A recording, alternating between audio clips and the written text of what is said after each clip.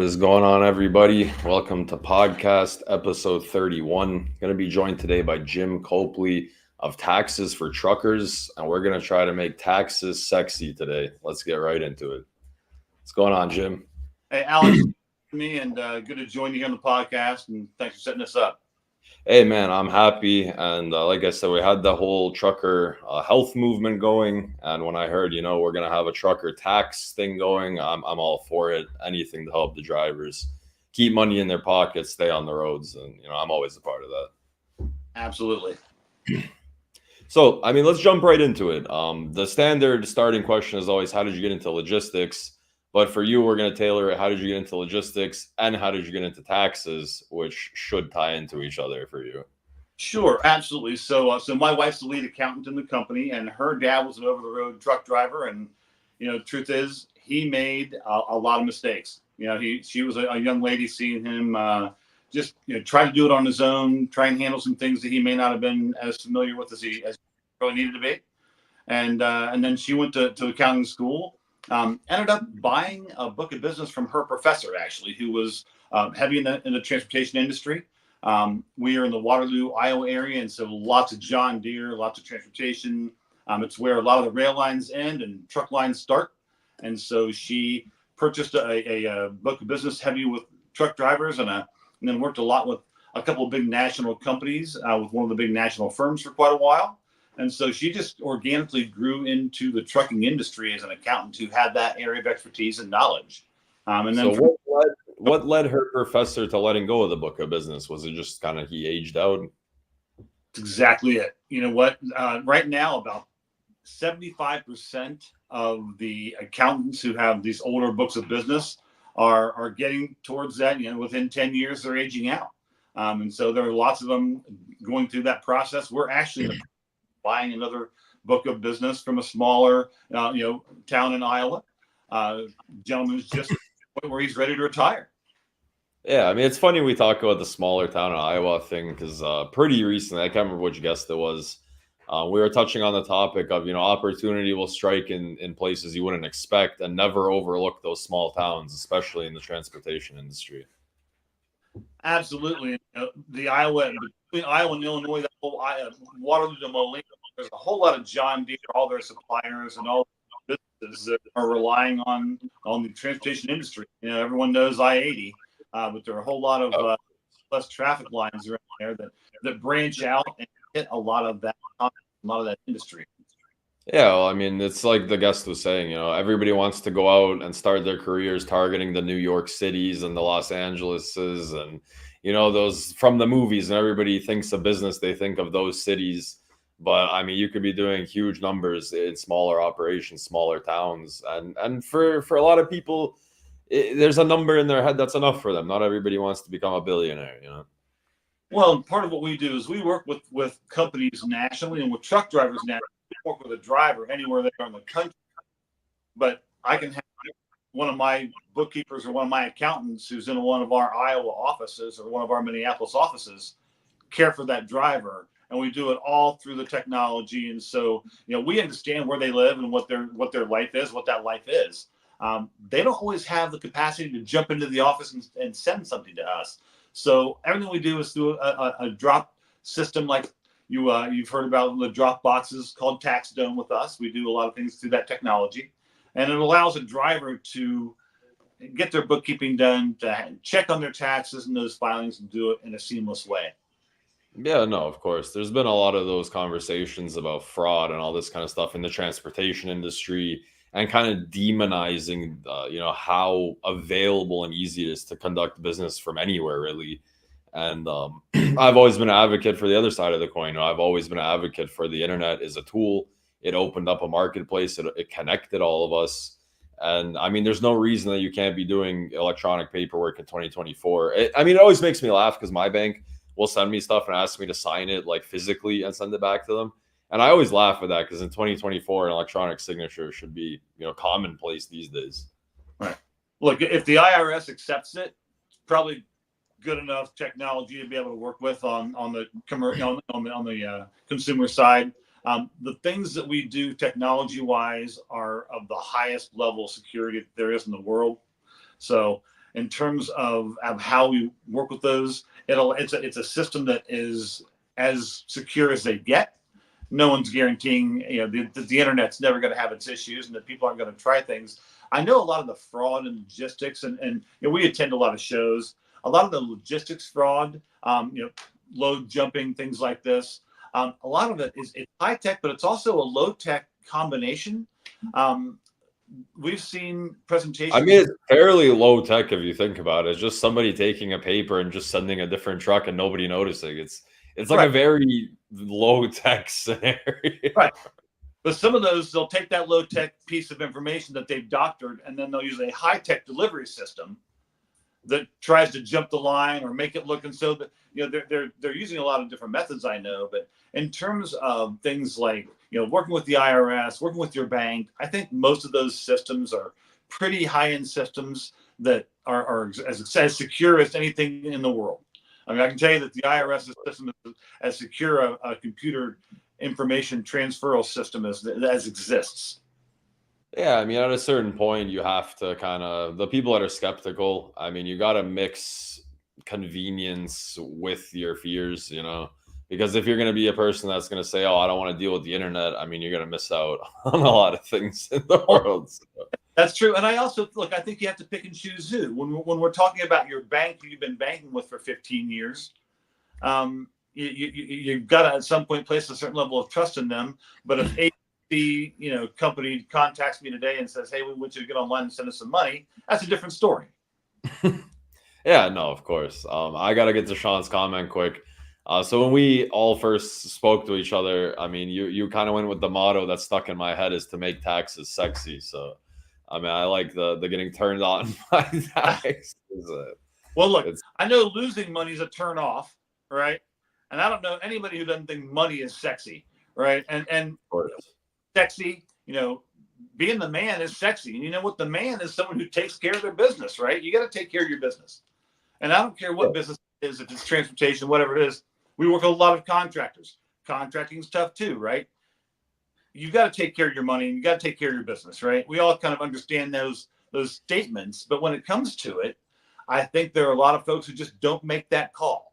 They think they can handle it on their own.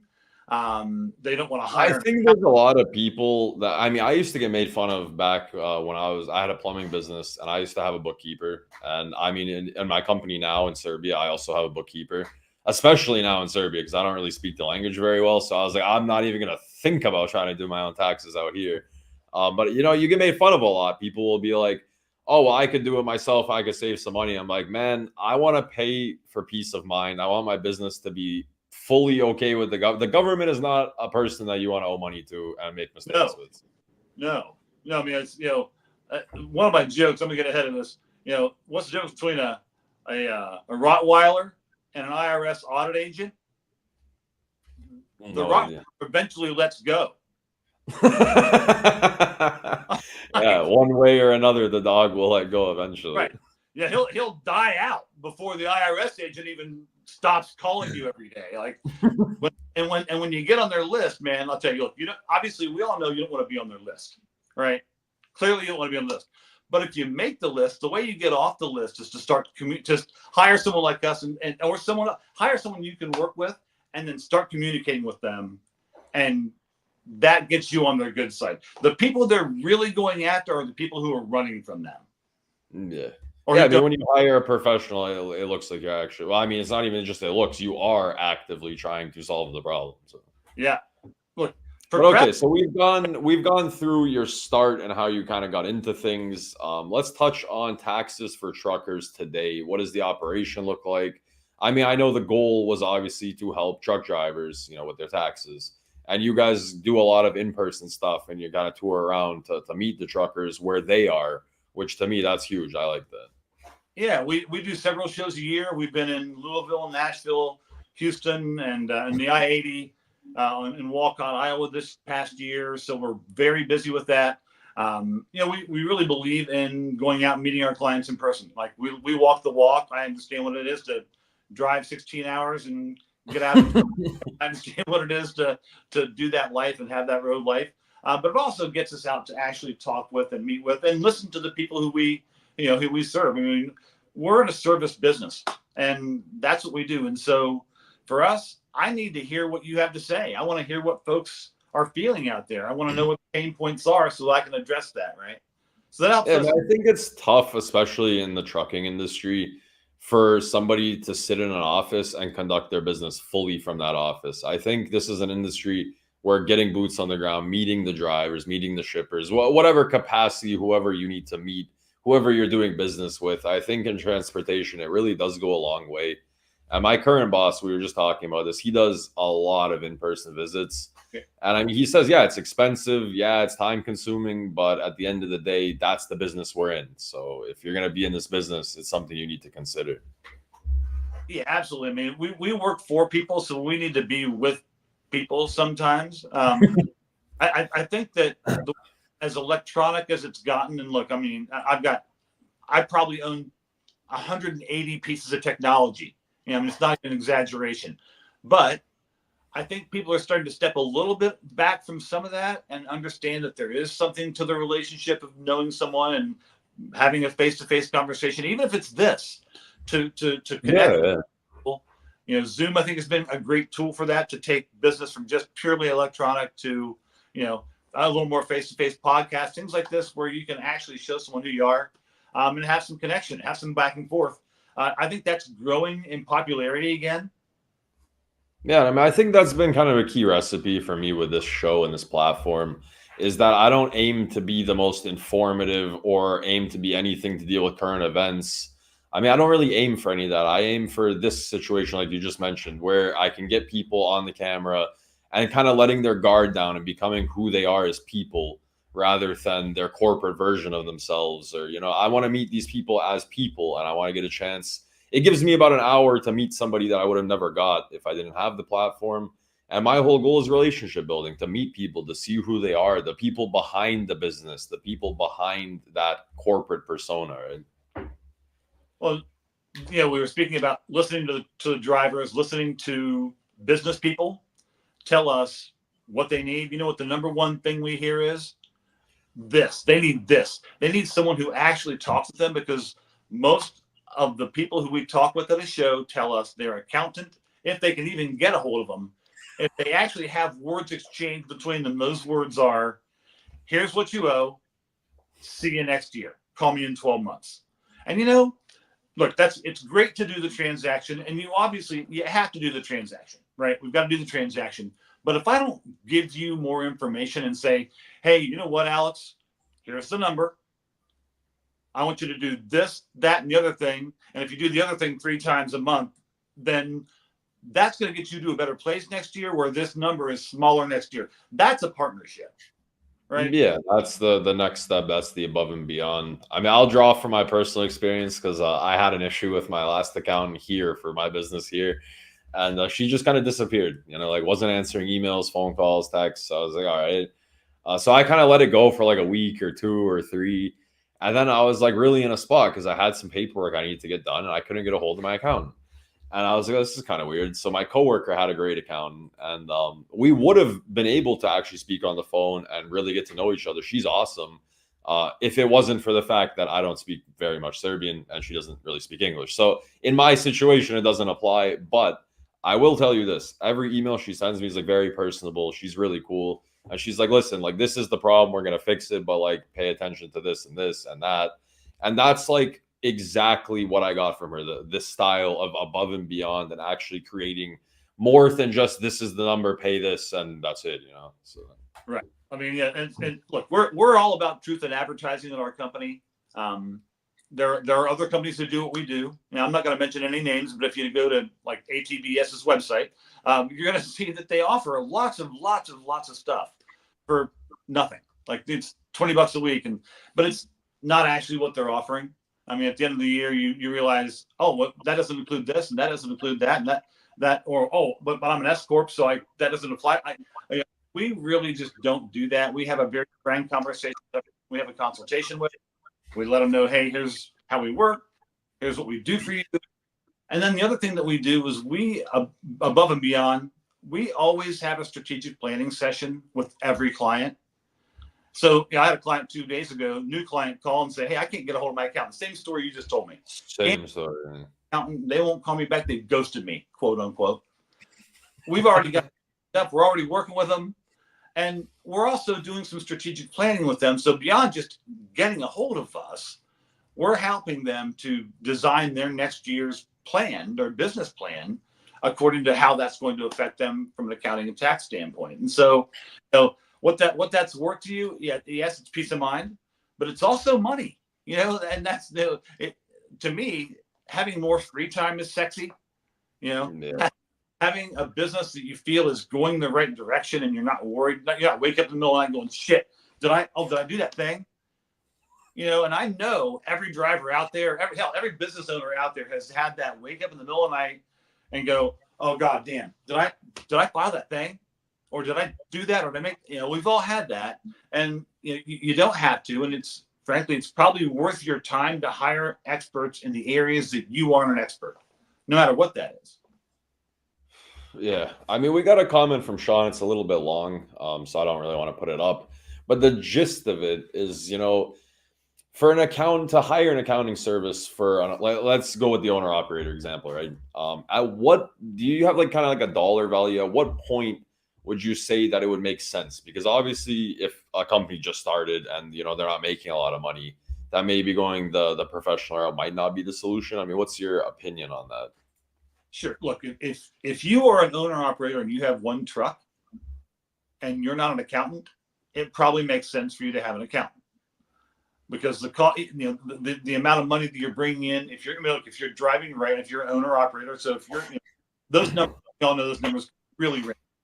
I know owner operators who make 150 gross. I know owner operators who make 650 gross. Like that can be, if you're a driver team, what you're doing. I know the business fluctuates. Like guys who have regular contracts, their business doesn't fluctuate, right? Like it just depends on where you are and what your business is doing. But in terms of looking at the monetary value of outsourcing this part of your business, I think most of our guys are one truck drivers. Yeah, of course. I mean, most of the carriers in America are one truck fleets. I mean, I think it's 80 or 90%, something like that. That number is 85%. Yeah. And so, guys who have 2 or 3 trucks, obviously, too. And I know we have a few bigger companies, and the bigger companies that we work with. But in terms of the core of who our business is and what makes sense, most of those drivers are not accountants. Look, I've got a great doctor. She is super smart, love her to death. Not an accountant. She has an accountant. Because she's not doing her own bookkeeping. We got a lawyer. Unfortunately, we have to hire an attorney for stuff every once in a while in the world we live in. Super smart. Doesn't do her own bookkeeping. Right? No, I mean, I'm on your side 100%. I mean, to me, having a professional accountant is always going to be worth the peace of mind. That's my opinion. I've always had a professional accountant for any business that I've ever owned, because I'm good at changing pipes and good at selling loads, but I am not an accountant. Right. And for me, it's not even I don't want to save some money and then stress out about and learn all that. I'd rather just pay a professional who's that's their job, and I don't have to think about it anymore. Well, another way that I've had a lot of conversations with a lot of drivers about the money part. And look, it's part of the conversation. It does cost something to have someone else do something you aren't going to do. A driver. I mean, let's jump into this. This question is kind of funny to me. What does a driver do, or what does any human, I guess, at that point, business owner, do if they mess up their tax? And what are some examples of messing up your taxes? Absolutely. You know what? There are a lot of ways that people, especially being new to business, look, a lot of drivers go from being a driver, buy that first truck, and now they're a business owner, and they don't really know what they don't know yet. Right? I've said this a million times, and I'll say it a million more. Drivers are amazing. Then they become owner operators, which is a business, and they're great at driving and they're great at booking loads, but they don't understand the business side. So many owner operators fail because of the business side of things. Right. And if that truck they just bought breaks down, they take it to the best diesel mechanic they can find and afford. Right. That's their livelihood. but they won't hire someone to do the things they don't know about in terms of running their business. And that's kind of the crux. And so, it makes sense. I mean, what are some mistakes though? What are some glaring, massive mistakes that you see people go through? Especially truck drivers. We had someone come to us recently who had had someone form an S corp for them.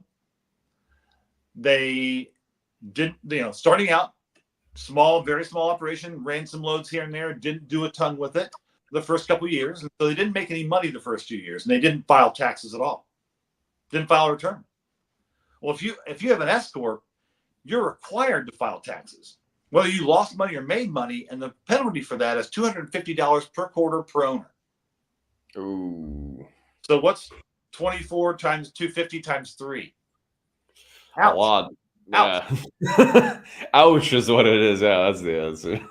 That's just money out of your pocket that you are going to have to, that the IRS is going to come and ask you for, that could have been avoided by having some good advice. And the other thing is, we get people coming to us who there are some bad accountants out there, and there are some accountants who don't know transportation, right? Like, yeah. So actually, let me tee you up for that, because that actually was my next kind of part to get into with you. What makes you guys, besides the being personable and going above and beyond and meeting them and doing all the things that no other accountants probably do, what makes you guys specifically truck tax company? What do you guys do differently that other accountants, like what separates you from a regular run-of-the-mill accountant? Sure. Well, part of Leah's background was the lead accountant for 2 major national trucking companies. So she gained just a depth of knowledge from working with those 2 large national accounts. Wasn't an accounting intricacy that didn't cross her desk through that experience. And then having a transportation heavy book of business to start off with, and then working with a man who had worked in that same, learning from a man, should I say, who'd come from that same area of industry. They're keyed into what happens in transportation. She gets educated here and stays in with the National Association of Tax Professionals education platform and pipeline. And so we update on a very regular basis all of our knowledge, all of our industry, education. And beyond that, working with truck drivers for 20 years and working with that industry for 20 years, you learn the specifics. You learn that other accountants don't tell their drivers that they can write off their showers, but we're aware that you can, right? Things like that come up. And look, everyone in the world wants you to take that shower, right? So you go get that shower and know that you can write that thing off and it's all good. But there are a lot of things that are just very specific to this field that people are going to want to know. And Leah, with 25 years of experience in it, and a lot of that being with large national firms that had every type of scenario you could ever encounter come around. Gives you a lot. I mean, that's honestly a really fair answer, because I always said in this industry, I mean, I'm by no means an expert in this industry, and even if I was 50 years experienced in this industry, there's always going to be something that you've never seen before, or some situation that you couldn't even think if you sat down for 5 years on an island trying to think of this situation, it wouldn't have been thought of until it happened to you. And I think, you guys having 20 years experience in transportation taxes for truck drivers, you've definitely seen those little things that most people might have never seen, because that just randomly occurs throughout your months and years and days. I think there's a lot of that. And the other side of that is that if we don't know, we'll find out. Like I'm always the person in life who, if I don't know the answer to something, I'm going to tell you I don't know, but I'm going to go work on finding the answer for you. And with that level of experience, we know where to look for the answer for you. There are some complexities. There are, we've got a lot of farmers. Owning a farm is a more complex tax scenario situation. That if you've got a farm, some of those subsidies and some of those depreciation schedules, and there's a whole lot of complexity in levels that goes with owning a farm and running a farm. And so, if you don't know the answer to any of that, you may not know where to look if you don't have 20 years of farm experience, right? Yeah, I don't think they make a taxes for farmers for dummies book that you can just go buy. Not, I know the guy who wrote the Chicken Soup for the Souls books is someone who I follow pretty closely, Jack Canfield. And had opportunity to spend some time with him, and he's. Oh wait, you actually met him in real life? You know what? I've actually met him a couple times, and I got to spend some time. Oh, yeah. I'll send you some great pictures. I've got some good jackets. Just before I cut you off, I'm sorry, man. I actually ended up buying a book very recently. I can't remember the actual title of it, but it's by Jack Canfield, and it's something about the principles of success, something like that. And it's a huge book, like a massive, like 700, 800 page book. Yeah. And I haven't had much time to go through it, but I read the first 10, 15, like the introduction pages the other night. That book blew me off my feet. Just the introduction, the way he speaks, the way he writes. I was like, crap, man. Like I thought for the past few days, I'm like, if I could ever meet that guy. And here you are, you met him. So that's pretty cool. I'm going to get into it for a second, but it was my wife's, like one of her bucket list things was to meet him. We went to an event last year and then subsequently went to a retreat where we were with 20 people in Jack Canfield for 5 days. That's awesome. Yeah. Cause I read this guy's first 15, 20 pages of that book. And I was like, oh, like how can I possibly just shake that guy's hand for 1 minute? Like he writes so convincingly. So, we kind of hit it off a little bit. I actually have a cheesecake that I'm freezing that I made for him that is in my freezer that I'm going to ship to him on Tuesday for his birthday on Sunday. Hey, well, tell him there's a Canadian born and raised guy that lives in Serbia that is reading his book that he bought in English in Serbia after going to like 300 bookstores. That's the first English book I found in Serbia written in English about business. It's usually just like fictional storybooks that are in English. That was the first business book I found, and it happened to be his. You're going to love me, hate me. I'm going to spend another week with him in September. There you go. I mean, yeah, you can drop this. There's a guy in Serbia reading your book if you wanted to know how far your reach is. I'll try and get him to sign one for you. Hey, that would be awesome, man. That would be honestly. All right, let's get away. We'll talk about that later. Jack Canfield book blew me away. I mentioned, he's a motivational guy, and a lot of people know about his stuff. But in terms of like that mentality of how you work with people and how you do business and how you run your life, and I think his value set's pretty solid. There's a lot of advice out there. His is pretty real world to me. Yeah, no, I read the guy's book, man. The first 20 pages absolutely blew me away. I've been trying to read that book, but it's huge, and I know it's something that I need to very much be present for while I'm reading it. So I've actually on this weekend, this is the weekend where I'm going to finally like crack into that book and see what it's about. Awesome. So yeah, anyways, Jack Canfield, great guy. I recommend that book. So yeah, as far as how are you guys better at serving truck drivers? I mean, the real answer there is you care and you have a lot of experience. So that's, the short answer there. Yeah, we really want drivers to not just get their taxes done. We want to help them be better business people and make it and succeed. Like we want that cog to keep going. Like every driver who we keep financially healthy keeps running loads, keeps buying the next truck, keeps paying insurance. I mean, the system works when they stay financially healthy. And drivers aren't leading the business because they can't drive, right? Like they can hold, that's not a problem. They can push the pedal down. That's not a problem. They don't all know how to manage a checkbook. No, I mean, I think it's honestly like one of the most overlooked things in the world is accounting and taxes. And like you said, I mean, you don't have to convince me because I've always thought in my head, I don't know about this. I don't want to learn about this. And I sure as hell am not going to be smart enough to deal with it on my own.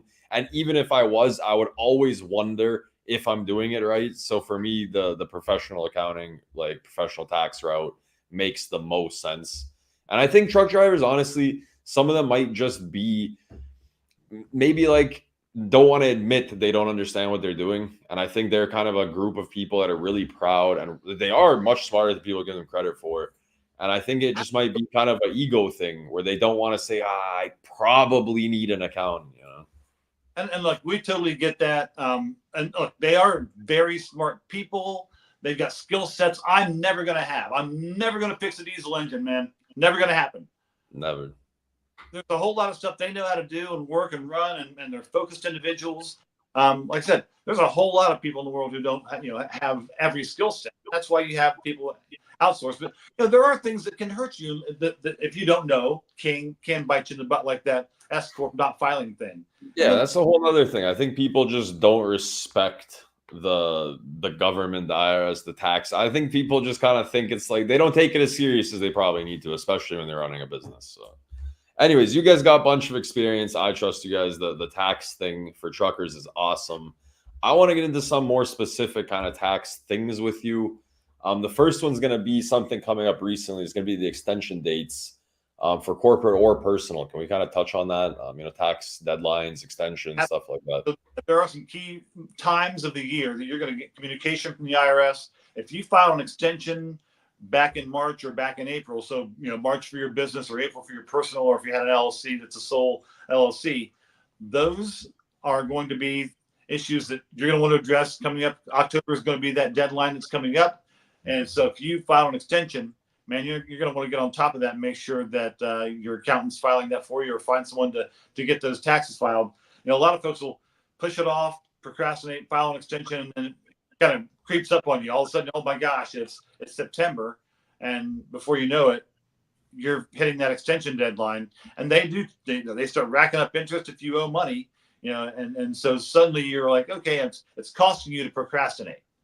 So if you filed a March 15th extension or an April 15th extension, on your S corp, on your LLC, or any of it personal, you need to be paying attention for those letters, because they'll usually send out a letter. You'll get a letter that says, hey, you filed your extension. Now, time to file your taxes, right? Yeah, I mean, you can only push something away so long until it finally has to be dealt with. Right. And, look, a lot of those folks, and this is something we specialize in. We've done a lot of work in tax resolution, back filings.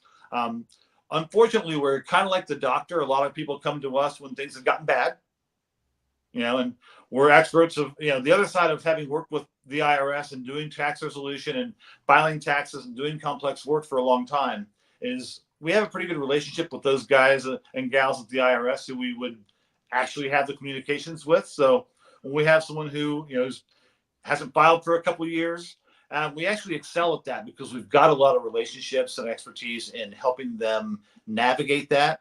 We're working with the people who didn't file their S corp filing to get some of that wiped away for them. And so, once you start working with someone, if you know someone who knows how those wheels operate, we can sometimes reduce some of those penalties and fees for you. We can go and have those conversations with the IRS on your behalf in a way that we know how to have them, and really gets you to a better place. And it also then tells the IRS, hey, you know what, Bob Johnson, he's been a problem guy for us for a while, but now he's working with Taxes for Truckers. Leah's called us. She sent an email in, or whatever it is. And so we know that Bob's now working with somebody. Let's stop hounding Bob every day and then hound someone now who isn't working with us, right? So they're, for them, it's just like any other business. It's the lowest fruit. The low-hanging fruit's the person who's not saying anything to you, who you can keep heaping fees on, right? When you start talking to the IRS, you start talking to us, and we have a communication and start the process for you. It alleviates that pressure valve, right? Yeah, of course. I mean, I think it's really funny you say that you guys are kind of like a doctor when people only come when it's bad. Because it's funny to me, because I told you my story. I just switched my account, and I'm gonna tell her this joke. I'm gonna ask my girlfriend to translate it for me into Serbian, because I dropped a case on her that's like quite bad, but it's only bad because I couldn't get a hold of my other accountant. As I'm gonna make the joke to her, like, sorry for meeting you in like the worst circumstances. Right.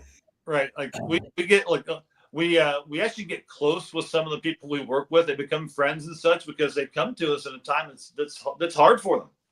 I mean, it's just true. When they're getting hit with fees and they're getting blasted, their phone's blowing up every day, they're getting letters in the mail. I mean, yeah, that's when people finally ring the bell, pull the white flag, and say, "I need some help here." So. Yeah, I mean, it can get out of hand quick. The stress builds, and no one likes waking up at night with those feelings, or waking up every morning and not going. Especially when you're waking up in a truck after doing 800 miles, 700 miles, 1,000 miles the past 2 days, like, especially when that's your lifestyle. And then you got these business worries. I mean, it's difficult enough for most of us that work office jobs that have businesses to deal with our taxes. And then you tack on the trucking lifestyle into that, and it just would make it so much worse, in my opinion. Right. And a driver thinks nothing of putting $2,500 worth of tires on their truck because they blew a tire out, but spending $2,500 for the whole year to run their business is a different conversation. And I understand it seems like what if I can do it myself, but most of them aren't doing it themselves. So, some of those things do creep up on you. The information is out there and it's available to you. You can lead a horse to water, can't make him drink kind of thing. You can give everyone that information. I think you should make your guys' new motto. The cost of 3 steer tires a year to save your taxes. You guys should talk that like the repair bill into your motto. Right. Because they have no issue buying 3 steer tires, man. But I mean, 3 steer tires for the whole year for their business to be taxes, taken care of. It's not a bad deal. It seems like a no-brainer. And look, we really want them to succeed. I mean, a lot of that comes down to, like, I don't know anything there is to know about the tax code. That's why I married an accountant. So if you didn't marry an accountant, this is a great idea, right? There's a lot of information out there, and you want to have a good person you can actually have a conversation with and get an answer from, right? Yeah, that's the thing I like about it. I like your energy. If I was a driver, like if you were my accountant or your wife was my accountant, your team was my accountant, I'd be like, yeah, this is awesome, dude. Like, because that's the thing with the barber shop, with whenever you can have one of those, a barber, an accountant, those things that you need in your life, whenever you can have that with somebody that you actually want to talk to and like you want to talk to, and not just always about work, that's always a net positive in life. So I agree. It kind of goes back to that. Like, I think a lot of people in America and the world are just getting tired of the transaction only model. Yeah, just corporate nonsense. Just this is what it is. Pay this, buy. Like, there's no personality in any of these corporations anymore. Yeah, I mean, I don't like those flat interactions. Like, you and I have we've had fun in our communication since we first started communicating, right? I mean, if you're not having fun in life and you're not making good connections, then you should change something. Yeah, man, especially in transportation. That's why I'm in this industry. That's why I love it here, because it gives me an office job, but I get to speak the same way I used to speak when I was a plumber. I get to be a trades guy. You're still kind of in the trades. You get to interact as if you were in the trades while sitting at a desk. So for me, it was the allure of an office job, but I didn't have to change any part of myself. It's still trades. It's still fun. It's still fresh. You can still make jokes. You can still talk to people, about funny stuff. Right. Good. So, I mean, that's what drew me into transportation. But I mean, let's move on to the next question, which ties into the first question, I guess. How does a regular citizen go about talking to the IRS? Because that seems kind of daunting. Yeah, it is a little bit daunting. So look, they're easy people to get along with as long as you're being honest with them and communicating. And that's my best advice to you: is make the call, have the conversation, have your facts ready. Have your data together, have your documents ready. So when you need to make a call to the IRS, so that when you get them, it's going to take forever. I'll be honest, they're not easy to get a hold of. It's not like you just call up and there's 37 agents waiting in line for you to talk to them. Sometimes it can take a while, especially at different times of the year, right? And so, yeah, I would assume in tax season, when you have 330 million Americans trying to file their taxes. Right. We know that they never have a big enough budget at the IRS to cover what they're trying to cover. And so my advice is, one, document everything. I mean, the best thing you can do is document everything. That's a conversation about whether you're just dealing with them in a phone call so you have your stuff together, or whether it's, starting first of the year. Everyone always asks me this question: man, what can I do to get better on my taxes? Well, start planning now, right? Like, we get this question on April 15th when everyone's coming in to sign their taxes. Like, man, what could I have done? Well, okay, here's what you can do. But you have to do the things. You can't retroactively say, man, You can't make this number less. No, but if you tracked your expenses better next year, I probably can. Yeah. Like they're asking for, a 7 to 10 day fix on a 300-day problem. That's exactly it. That's exactly it. And I can do a lot of things, but go back in time ain't one of them.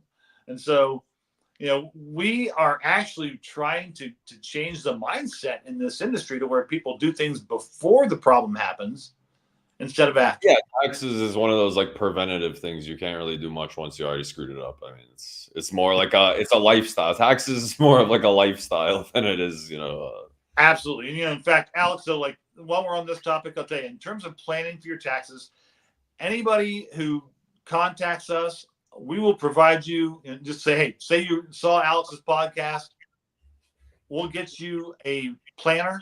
It's a program to allow you to track your expenses, track your deductions, stuff to save all that information on an easy format through the course of the year. So when the time comes, you've got it. So yeah, it's beautiful.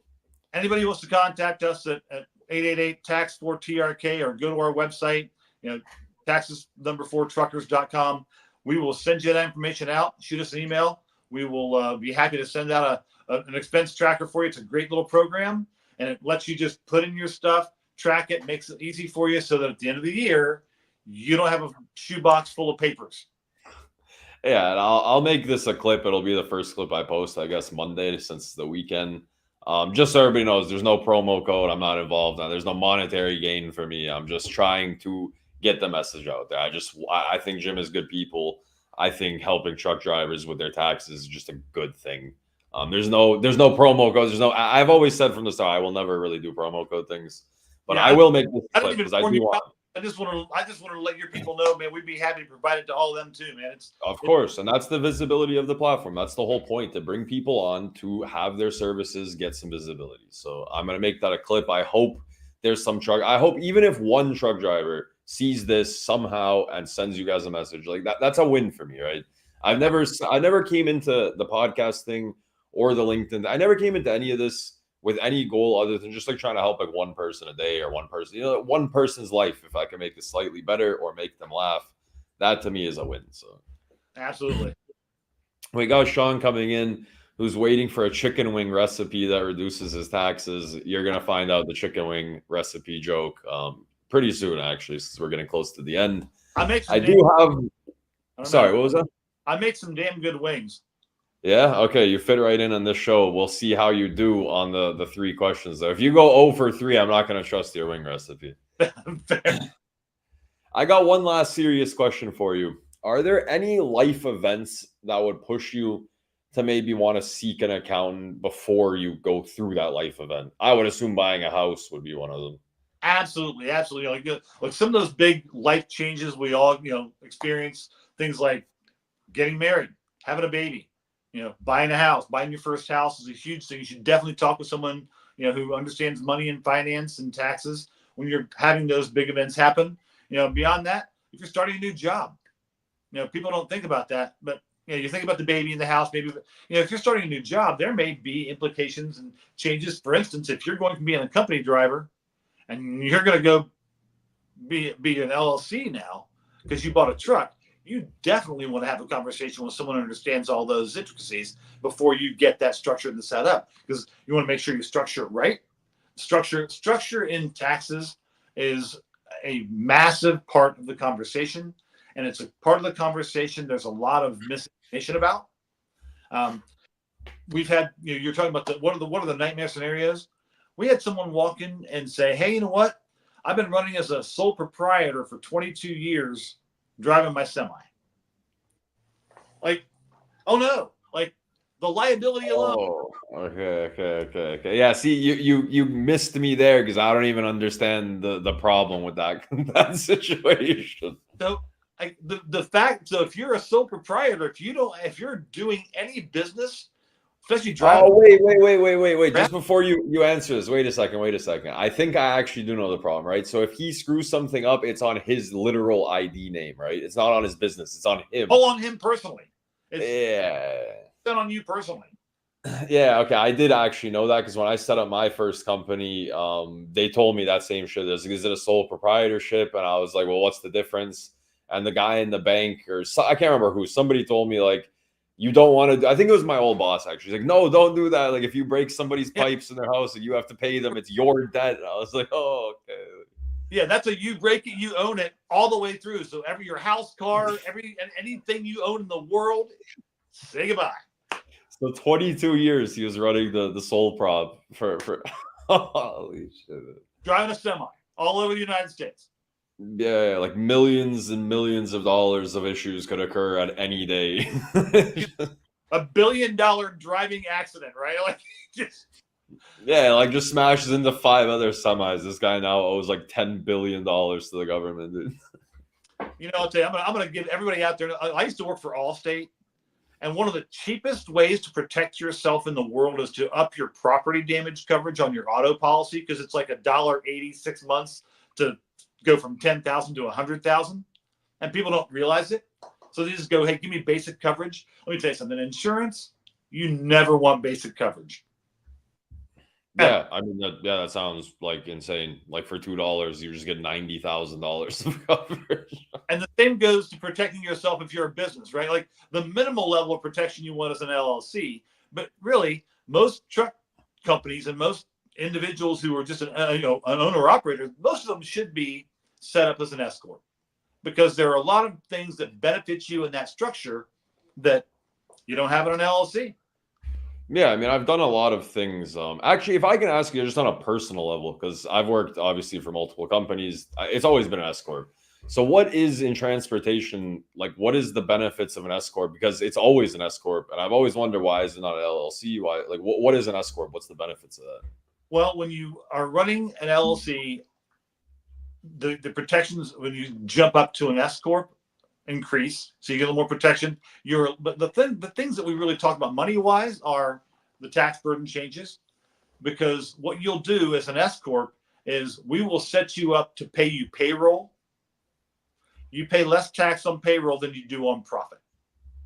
So if I got a driver comes in, he's got just one truck. He's like, hey, I got one truck, but I'm paying all this tax on my profit at the end of the year. We'll set him up so that we'll change into an S corp. We will set him up so that his pay isn't done on profit. His pay is done on payroll. Your payroll tax being smaller, you're saving money right there. But you're legitimizing yourself. I know everyone's like, I don't want to pay any tax. I don't want to pay into the system. That's great until you need the system. And man, we talk to a lot of drivers who get, one of my wife's my father-in-law's mistakes was that he got to 65 retirement age and didn't have any retirement funds in his plan because he never paid any in. Yeah, no, it's funny. I have somebody close to me in my life, and their burden right now is like, they're getting up to that age and like, what am I going to do for retirement? And that's just one of those things where people, nothing matters until it matters. That's kind of like a motto that people live by, right? Like who cares about this thing until this thing affects me directly? And I mean, taxes, retirement funds, like the future, right? That's something that people need to take a little bit more serious. Absolutely. And so, the other side of that is, so you're starting this business, you've got your one truck, but you've done everything in the world to show that you don't make any money at all. And then you buy another truck. Well, guess what? Nobody's going to sell you the next truck because you're not making any money, right? You know what I mean? Oh, I'm happy we put this show together, because you're right. Like, you are able to make taxes like fun and interesting, and like you're able to have a like average. I mean, I would classify myself as just, regarding this topic, the most average citizen. Like, I don't know anything about that. I've always had a professional accountant, so like you're able to dumb things down in a way where I can actually follow these concepts, and you're not hitting me with words that don't make any sense, and you're kind of keeping all the boring stuff in your guys' court, and you guys deal with that, and you're just giving us like the English version of these things. Well, but it doesn't have to be some super complex thing. We just want people to understand what things are going to actually affect your life, man. I mean, this is for real. And so when you get to in a situation where you've shown no money, they're not going to give you more money. Oh yeah. You need to go in and say, hey, I need to show income for any of the myriad of reasons in the world. You need to show that you have an income. That's when that S corp paycheck and payroll process has benefit for you, right? So there are just a lot of things, in terms of how you save money and how you run your life, and how things in your future looks. There's, we've added about 6 different layers on top of this just in a couple of minutes on how one simple decision on how you structure can affect you, and that's just the tip of the iceberg, right? Oh yeah, no, of course. We could sit here for like 15 hours and talk about this. Unfortunately, we don't have 15 hours. However, me and you will like have some conversations after this because I like your energy, man. You got a good energy Yeah. around a very dull topic. It is, and that's why I took this show. That's why I was very interested in the show because there's things truck drivers need help with, and health and taxes. These are just things that people they don't want to deal with, right? These are just things that people push away until they have a heart attack or until they owe $1 million to IRS, and then they come back to it. And I'd like to be a part of the solution for drivers to fix at least the tax thing for them, man. Well, thanks for filling that role. I mean, you do a great job of bringing topics, up that really affect drivers who are on the road on a daily basis, right? Like I've seen the other podcasts, you're doing great stuff that brings in conversations about logistics and conversations about taxes and accounting and other things that are going to actually educate someone to be better next year. Like the whole idea is to keep them driving and pay less tax next year. Our whole goal is everybody pays less tax, right? Like that's our whole thing. Everybody pays less tax. It's on a very individual basis how we figure that out, but our whole goal is everybody pays less, right? Yeah, like pay less taxes next year. That right? Like come to us. Okay, like if you come to us 5 days before filing, I can't pull a miracle here. Stick with us, listen to us. Next year, we will reduce that number. Like that is the recipe. And That's you just like, and that's the thing. And even that Jack Canfield book says like the principles work if you work the principles. And that's what it is. Like the drivers can't expect to come to you, pay a check to you guys, and then that's it. Like boom, everything's fixed. Like there is some things on there, and they need to keep track of. Of course, they're running a business at the end of the day. That's true. But we do love to take in a driver who's got those problems and got those challenges and is ready to work on it. Like that's the other side. We do wonders for someone when they're ready to work on that problem and get themselves to a clean slate. Man, clearing that slate feels awesome. I can tell you, having conversations with people who've done it, getting the slate clear and moving on in a positive direction without all that baggage, it feels awesome. Yeah, it's freeing. It's a great feeling. But all right, Jim, we've done a lot on the serious side of stuff. I want to get into the more funny stuff and the lighthearted stuff. You have any kind of closing statements, any kind of elevator pitch for Taxes for Truckers? Any closing words, I should say. Yeah, you know what? Plan now for tomorrow. Get ahead of it, and take your medicine. Give us a call. Everybody in the world needs an accountant, and you should probably have one who knows your business. You kill it. I'm gonna think about that the rest of my life. With my doctor's a great doctor, has an accountant. My lawyer's a great lawyer, has an accountant. Right. Hey, if I hadn't married one, I'd have an accountant. Yeah, you got lucky, man. I guess everyone married to an accountant is also super lucky, man. Well, accountants, the girls in high school who became accountants were this like really smart girl who was cute in the corner, who like 2 years later you were like, why didn't I date her? Like that's who the accountant girls are, right?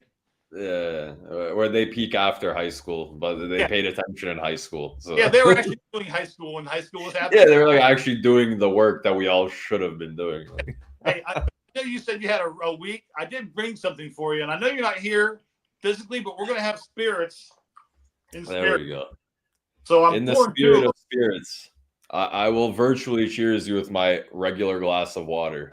Fair enough. Mr. Walker joining us for the conclusion of our Friday afternoon experience here. That's the conclusion of our week and the conclusion of our work topics here. We have about 10 minutes of the show left. It's all fun and games from this point. Right. I got one last semi-work question, but it's still going to be fun, hopefully. What's your craziest logistics story? Anything from meeting a driver, anything to do with trucking? Ooh, man, I wasn't ready for that one. I guess if you're going to have a drink, I'm going to have a cigarette. Are we fine with that? That's the compromise. Look, some of the just weirded out stories we get from people are off the hook. in terms of some of the crazier stories I see, like I see all kinds of stuff on the road. I drive a lot, but in terms of like tougher trucker stories, man, we've had someone come to us who just didn't file for a long time, and was running from it all, like literally, like just sprinting away from the IRS the whole time. Years, like 12 years of not filed taxes, and like on the lam, and can you help me? Like, like that kind of running away from the. You're literally running away from your tax scenario. Like, yeah, 3 words that someone says to me that just turn me off are on the lam. Like, if you're, I don't do a whole lot of that kind of world. Yeah, I mean, you're like accountants and tax people, and you got like somebody who's wanted by the government and police, and you're like, this isn't really what we do over here. But I have a great lawyer. I'm also his accountant. Like. Right. My lawyer who has an accountant, I'll send you her name. Right. Yeah, my lawyer has an accountant. I'm the accountant. I have a lawyer. You should probably call them. So. Okay. All right, that is a crazy story. Actually, I wasn't expecting. That's actually a pretty wild story, to be honest.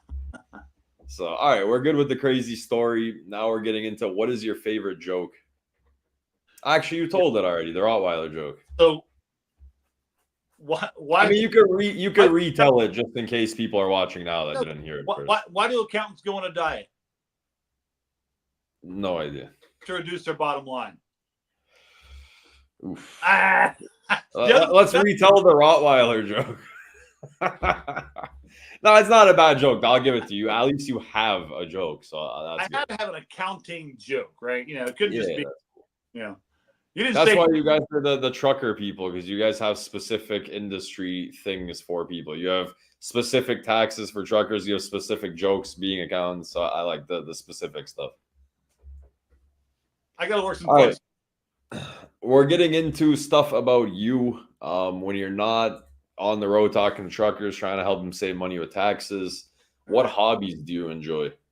I golf and I travel a lot. I try to travel as much as I can. I mean, outside of America or only within America? Yeah, outside of America, inside America. My wife and I, our first year together, we saw 11 beaches. Damn. I used to live on Grand Canal Island when I was in my 20s for a year, and I'm a sommelier, so my biggest hobby is probably food and wine and all that. I'm a wine liquor. Yeah. I remember you told me about the wine thing, man. I completely forgot about that. Did slip my mind. Yeah, so there's nothing in the world I can't cook. Oh, you're also a great cook. I love cooking too. I might not look like it, but I'm a very good cook. So.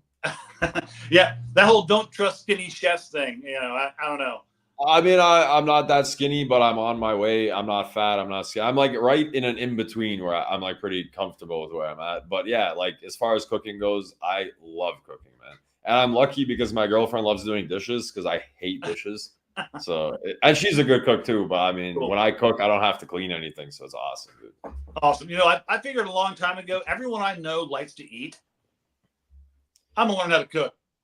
Yeah, that's the thing. Everybody loves eating, but I mean, so for me, for example, everyone I went to high school with, everyone around my age group, like they suck at cooking, dude. Like there's nobody that I know around my age that can cook anything besides eggs. Like, so, I mean, I always thought I love eating, man. Let me learn how to cook. I love the Iron Chef America, like Bobby Flay. I was watching Food Network nonstop, man, from like age 10 till 18. Like, so in a past life, I managed a meat company. And so I got to go in and all the best chefs in the Twin Cities market, work with those chefs and figure out what they're going to have in their menu and help them design some dishes and grill with them and cook with them. And that was super fun before the chef shows ever existed. Just love food. Yeah, that's actually cool, man. You got some cool hobbies, man. We're actually a lot more alike than I ever thought we would be. Getting into sports. You watch sports, you like sports, but I mean, besides golf. I'm sure you watch golf. What was that? I'm an Ohio State Buckeye. Okay. I have Viking season tickets. And my son is a sports nut like you've never seen in your life. I'm a massive sports fan. I had 2 uncles who were professional athletes. And I I've followed sports pretty closely my whole life. You just love going to sports events. Ran marathons for 12 years. 4-year letterman in cross country and track in high school. So runner. Damn nice. I did track and field in high school too, but I threw discus. I mean, I threw shot put completely for fun, but I was really good at discus. Oh, cool. That's a great sport to play. What a fun sport to do. Yeah, like what a interesting sport. I never. So this is actually how discus happened for me. I went to high school, and I remember like vividly. It was the first day of high school ever. Like the first day, new school, new building, new everything, new people, and I'm like sitting in gym class because that was my first period somehow, and like this random old guy just like comes in and he's like, is your name this? Like, I know your sister because my sister went to the same school. She was pretty good at track too. She did just like running events, and he's like. You look up on the wall, and I actually went to a sports school because I played O-line in football. So I ended up going to the school to play football. Okay. And basically, he's like, so they're two different seasons, right? Like you can do discus and then you can do football. And Right. so I had no plans to play a semester one sport. And this guy's like, look up at the wall. And there was like a mural of the dude throwing the discus, like a huge mural, man, massive. And he's like, you know what that is? And I was like, I have no idea what that is. And he's like, I guarantee you by the end of this year, you're going to be like the champion in our like region. And I was like, dude, I've never even seen the thing. He like just pulled me out of the class, took me to like the storage room and like showed me a discus. I actually won. I won that year, like everything. I won the whole thing that year. Oh, cool, man. Yeah. So like I got into discus in the most random way possible. Very cool. Yeah, I hold my high school's record for discus too, which is pretty funny. But I was talking to my girlfriend because we watched discus at the Olympics, I think yesterday. And the guy that won was from Jamaica, and he threw like a 65, a 60, a 61, and then he just pumped out a 70 flat, like out of nowhere. And he won by 0.03. And I had a similar story. I was throwing like 38, 39, 38, and then the wind caught it, and I threw like a 46, and it was just wild. So. Man, yeah, throwing a disc of metal 46, like that's a long way. Yeah, it's crazy. Discus is really fun, man.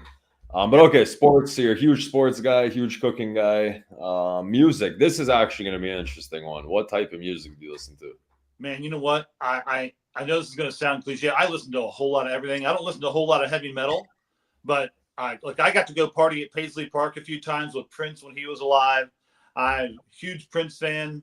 I can rap the entire Sugar Hill Rapper's Delight off the cuff. I have spent time with a lot of really cool people. I used to work in the restaurant industry and get to meet a lot of folks. So Yeah, been that's to big concerts with some cool folks and spent time. Like love Aerosmith. Got to spend some time with Steven Tyler one night. Yeah, well, I mean, I guess if you're going from like being a fine wine guy and pairing fine wines and selling fine wines and knowing about fine wines, chances are your customers are going to be some pretty rich, influential type of people. So. Look, I got to sit and have a bottle of wine with Tony Bennett one night. Just me and Tony Bennett. Yeah, I mean, what more can you ask for? You lived like a whole life before this truckers taxes. Oh, yeah, that was super cool, man. Tony Bennett was great. I got the best Jenny McCarthy story that you've ever heard in your life, and that's for a different time because it's a little more risque. But yeah, we'll keep it professional live on air, and we'll have some conversations later down the road. But yeah, I listen to a lot of music, man. You know, like I went to the biggest concert that Ames, Iowa's ever seen recently, and saw George Strait with like 75,000 people in the 7th row. That was off the hook. Great time. You're all over the place, and again, you're following the theme of enjoying live music. You're a big live sports guy, big live music guy. Yeah, I'd say so. Yeah, it's funny because I love live stuff too. I just don't make it to a lot of live things. And I honestly, as I'm starting to get older, I'm starting to grow really tired of crowds. Like I really hate dealing with crowds and entering crowds and leaving crowds. And it just bothers me, that whole thing. Yeah, you have to be mentally prepared for that part, I think. Like I'm the original fear of missing out guy. I've had FOMO for like 55 years. So, you had FOMO before it was cool, man. No one knew what the hell that was. And people are like, what?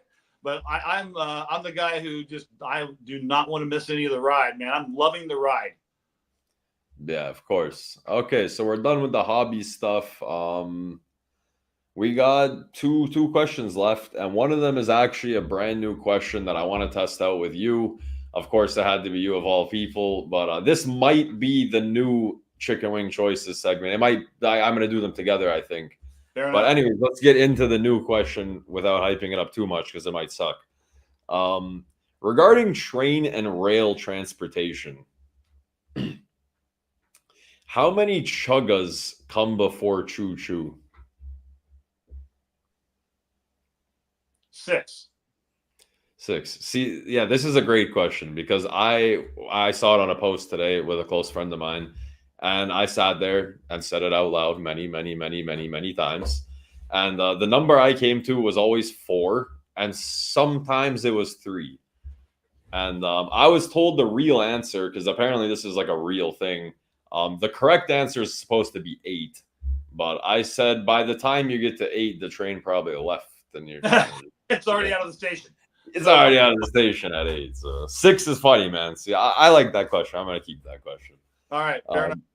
Without further ado, though, we get into the most famous part of the show. Chicken Wing Choices, sponsored by Fair Trade Workforce, founder Vince Gonzalez. Nearshore employees, recession-proof rates. Regarding chicken wings, do you like drums or flats? I'm gonna throw you a curve. I do them whole on my grill, man. So I eat the whole damn thing at one time. Okay, keep trying to do that, and I admire it, and I like the extra information. However, we have to pick. All 3 of these questions have to be a choice. Fair enough. Drummy then. You're going drums? I'm going drummy. Okay, drums if you had to choose. Ranch or blue cheese for a dipping sauce? Blue cheese and good stuff like Maytag or I'm a blue. So, some nice blue cheese. I'm the kind I love cheese so much, like I can literally eat blue cheese raw, like just raw blue cheese. Yeah, just all blue. All right, breaded or non-breaded? Man, breaded. Oh, dude, you did it. You actually did it, man. You went 3 for 3. That was all 3 of the right answers. You might have, I don't know. Did you watch it before? Did you try to come 3 for 3? No. I just test well. Okay, good. So you went 3 for 3 on chicken wing choices, man. Congratulations. That doesn't happen pretty much ever. Awesome. I'm feeling better about this all the time. All right, Jim, that's it. Enjoy your weekend. Thank you for coming, and we'll definitely keep in touch. This has been a great show, man. I really like your energy. You're a really cool dude. Thank you. Hey, thanks for having me. I hope that some people really dragged something good out of this, that we were, obviously entertaining, but we definitely want to get some of the stuff that they really want to know in their heads. And I think maybe being funny with it's a little more fun than the drab droll presentation you might be used to. I mean, I'm gonna make the clips specifically that part about the planning thing, and we're really honestly we have a goal to have you guys help truck drivers. That is the main goal. I know it's fun and the delivery's fun and it's all it's lighthearted, but there is a serious problem with truck drivers regarding their taxes, how they run. I've dealt with it firsthand. I was a dispatcher for years. I dealt with owner operators that had tax issues. I dealt with owner operators that failed not because they weren't bringing in enough money or because they didn't know how to drive the truck. They failed because they couldn't run their business correctly. And I've experienced that. I've watched some of my favorite drivers have to step out because they just failed at the business side of it. And, I appreciate your time and I appreciate your energy, but we do need to literally try to help truck drivers with this. Man, that's what we're all about here. When you're ready to talk with someone and make some of those changes, look, when you're ready to take your medicine, you might as well take it from someone who's fun and who are real good people, like who drink scotch and have a good time on Friday evening. And we're down to earth, real folks, but we also know our business and we know your business and how to make sure that you pay less tax next year and keep more of your money in your house. Hey, I mean, that's the thing. It's all fun and games if you're good at your job. It's all fun and games when you're actually getting the work done first. And, it's always work hard, play hard. And I think, we agree on that. No doubt about it. Alex, thanks to you for having me and so much appreciate the show. Hey, appreciate it, man. Have a good weekend. We'll definitely keep in touch. Thanks. Have a great one. Bye-bye. Happy Friday, everybody. Happy weekend. That's it for podcast episode 31. Hit up Jim Copley of Taxes4Truckers if you're a truck driver that needs tax help. I mean, maybe if you're not even a truck driver, maybe if you're a farmer, maybe if you just want to hear some funny stories, man, hit him up. But that's it for me. Have a great weekend, everybody.